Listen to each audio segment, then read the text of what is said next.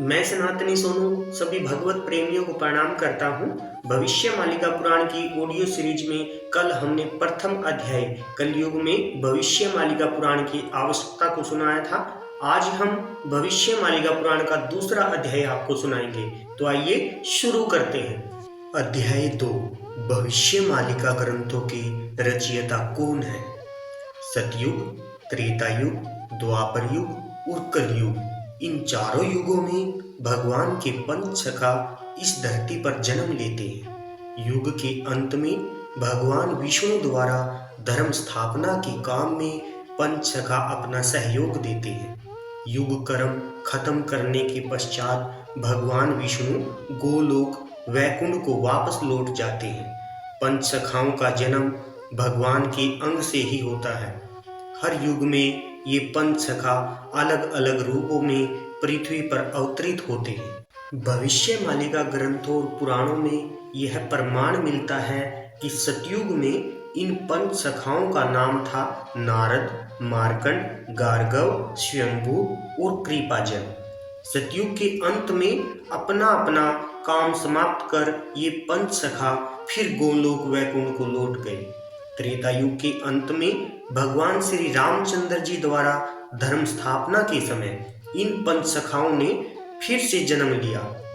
उस समय उनके नाम थे नल, नील, जामवंत, सुषेण और हनुमान। हालांकि हनुमान जी ने रुद्र अवतार के रूप में जन्म लिया, फिर भी पंचसखाओं में से एक सखा बनकर श्री रामचंद्र जी द्वारा धर्म संस्थापना कार्य में उन्होंने प्रभु की सहायता की। त्रेता युग में भी अपना अपना काम समाप्त करने के बाद ये पंचसखा फिर गोलोक वैकुंठ को वापस लौट गए। पंचसखाओं ने द्वापर युग में भी जन्म लिया और कृष्ण जी के आगमन और उनके द्वारा धर्म संस्थापना के कार्य में उन्होंने अपने हाथ बटाए। द्वापर युग में उन पंचसखाओं के नाम थे दाम, सुदामा, सुबल, सुबाहु और श्रीवत्स। कलयुग का आगमन हुआ और कलयुग के अंत से लगभग 500 वर्ष पूर्व भगवान के इन पंचसखाओं ने फिर से जन्म लिया। कलयुग में इनके नाम थे अच्युतानंद दास, अनंत दास, यशोवंत दास, जगन्नाथ दास और बलराम दास। इन्होंने कलयुग में निराकार ब्रह्म श्री जगन्नाथ जी के निर्देश से पृथ्वी पर अवतार लिया और उन्हीं के निर्देश से इस दिव्य ग्रंथमाला भविष्य मालिका की रचना की। भगवान कहते हैं, इस धरती पर जब जब पापों का भार बढ़ता है, धर्म की हानि होती है और सभी लोगों के मन में दया, क्षमा, स्नेह, प्रेम आदि के बदले हिंसा, द्वेष, क्रोध, काम, ईर्ष्या आदि भर जाती है, तब तब अपने चारों युगों के भक्तों का दुख दूर करने पृथ्वी पर सत्य, शांति, दया, क्षमा और प्रेम की स्थापना कर धरती माँ का बोझ हल्का करने और दुष्टों के विनाश और संतों की रक्षा करने के लिए मैं इस धरती पर अवतार लूंगा।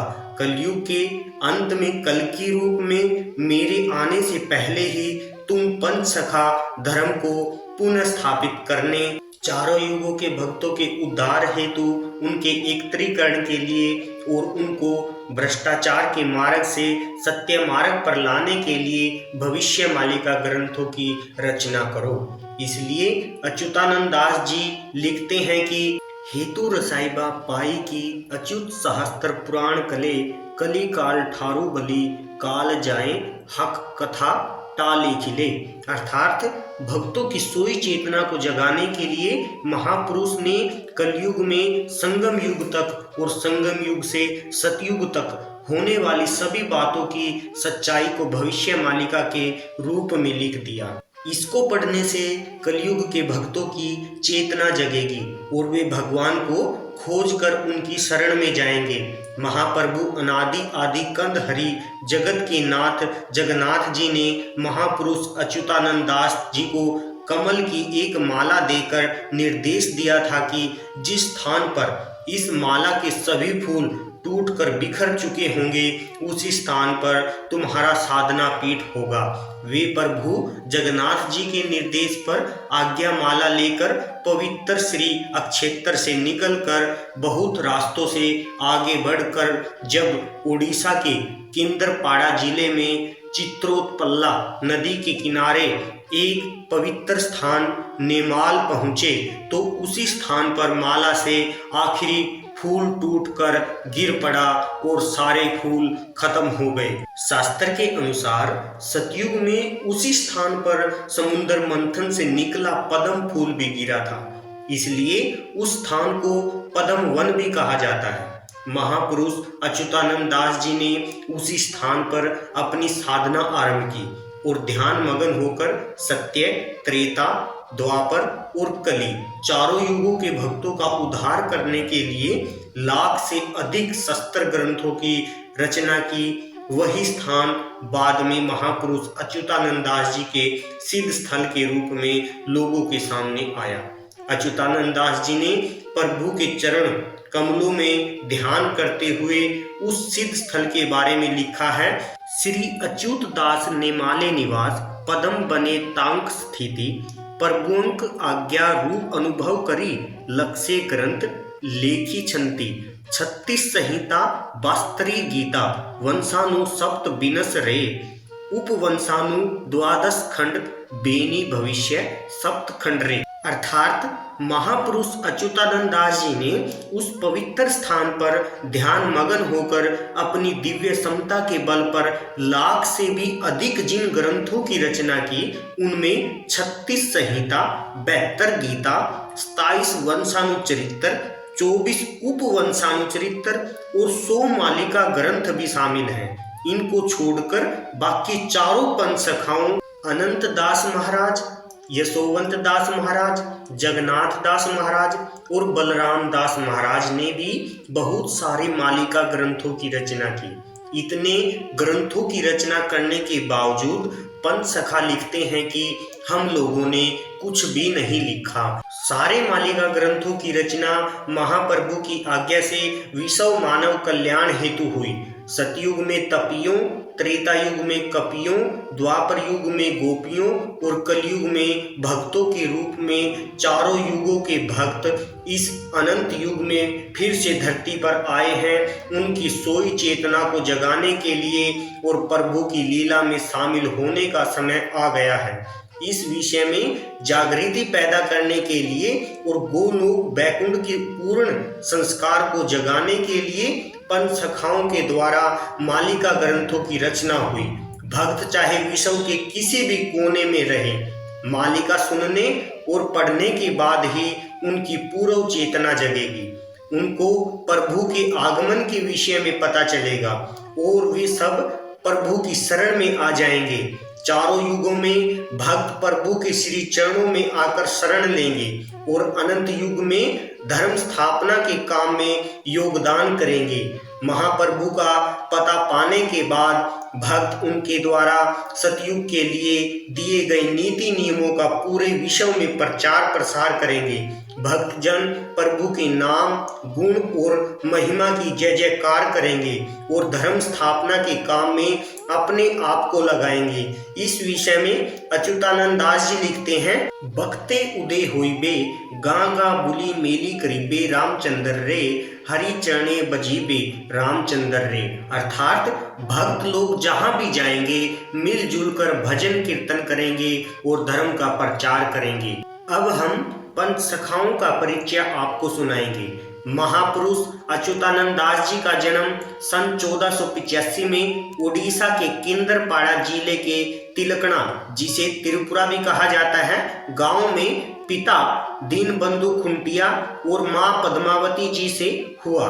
महापुरुष अच्युतानंद दास जी ने 1,85,000 ग्रंथों की रचना की। एक साल जेठ शुक्ल एकादशी पर नेमाल पीठ में समाधिष्ठ होकर वे बैठे और पूर्णिमा के दिन अपनी इच्छा से अपने भौतिक शरीर का अंत कर शून्य में ही अंतर्ध्यान हो गए।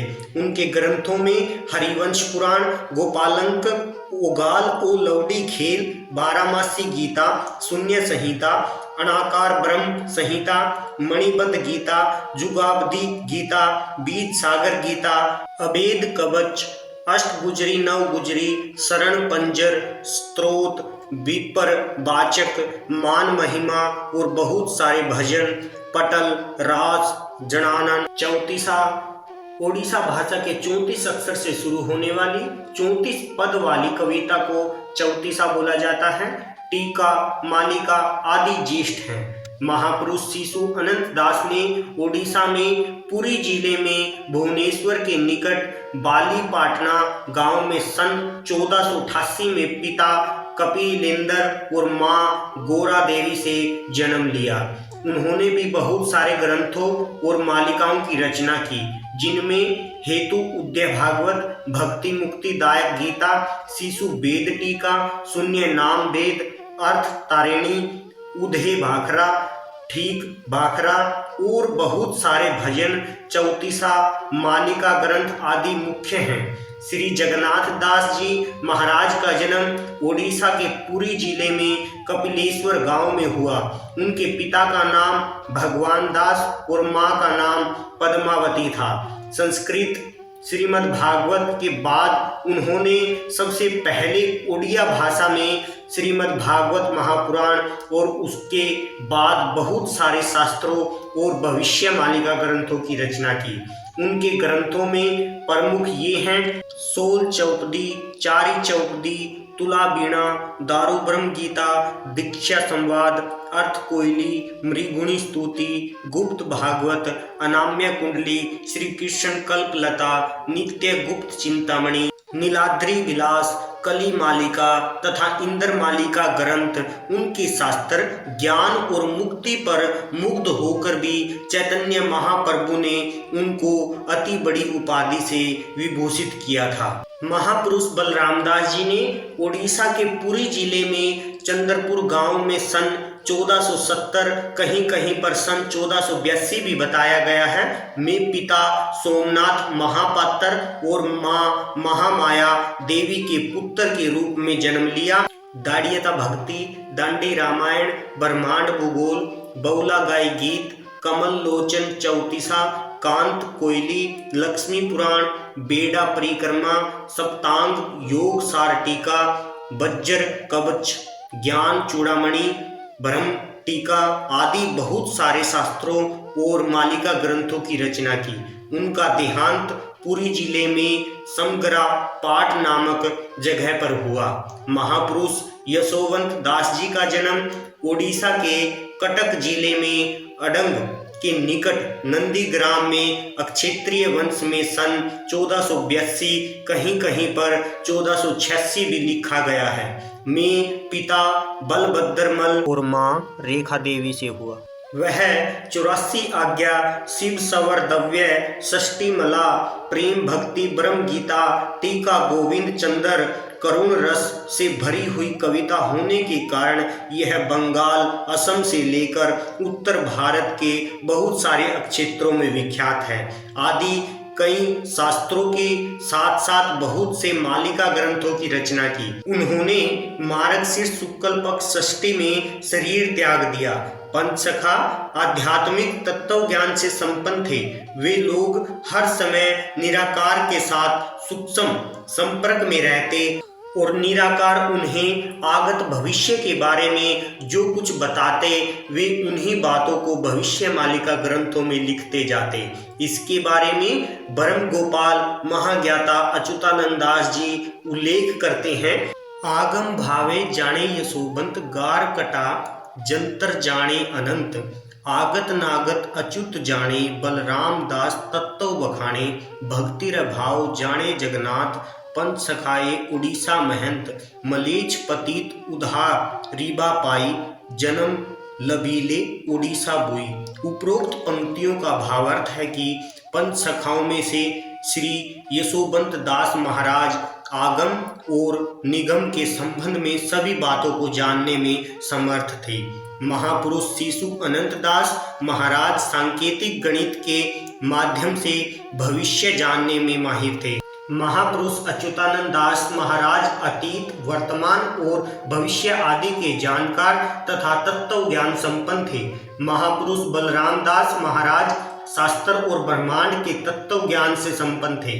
18 पुराणों के भक्ति तत्वों का ज्ञान सबसे अधिक महापुरुष जगन्नाथ दास जी महाराज को ही था। पंच सखाओं ने भविष्य मालिका के माध्यम से जो भविष्यवाणी की है उसमें खास तौर पर श्री जगन्नाथ जी तथा निराकार जी के निर्देश से भक्तजनों का उद्धार, भक्त और भगवान का मिलन, पापियों और दुराचारियों का विनाश तथा दिव्य सतयुग के आरंभ के विवरण शामिल हैं। वे सब ग्रंथ ही अभी मनुष्य समाज के लिए संजीवनी है। ब्रह्मांड में महाविनाश का समय अब बिल्कुल निकट आ चुका है। ऐसे संधि समय में भविष्य मालिका का अनुसरण करके महाप्रभु जी के नाम और उनकी शरण में जाने के सिवा और कोई रास्ता नहीं है। धन्यवाद। अगर आपको आज की ऑडियो सुनकर अच्छा लगा और आप भविष्य मालिका पुराण की संपूर्ण ऑडियो सीरीज को सुनना चाहते हो तो चैनल को सब्सक्राइब करके बेल आइकन जरूर प्रेस करें, साथ ही लाइक शेयर कमेंट करें। और अगर आप भविष्य मालिका पुराण की PDF लेना चाहते हैं तो शिव शक्ति के नाम से टेलीग्राम ग्रुप है, उसको ज्वाइन करें, जिसका लिंक मैंने डिस्क्रिप्शन में दे दिया है। और शिव शक्ति लाइव से जुड़ा रहने के लिए प्लीज फेसबुक और इंस्टाग्राम पेज को भी फॉलो करें, इनका भी लिंक मैंने डिस्क्रिप्शन में दे दिया है। धन्यवाद। हर हर महादेव।